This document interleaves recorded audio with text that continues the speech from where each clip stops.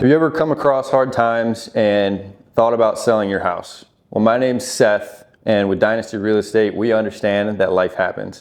We're on site at a project that we just recently purchased in Hammond, Indiana, and we are obviously walking through and taking a look at some of the construction that's already been done to this point. We got this house from a woman who had gone through a very difficult time. She had lost all 3 men in her life, her 2 sons and her husband, within a 3-month time frame, and really started to struggle from a financial standpoint, from a mental standpoint with depression, and she came to a point where she needed to sell her house. She came to us by filling out a web form. We came out and gave her a cash offer, and we were able to give her a price that made sense for her to get to her next place in life. And we are going to renovate this home and sell it to another investor. If you guys have a situation that sounds similar to the one I just spoke about, please reach out to us by going to webuy219.com. We'd love to come out and give you a free cash offer.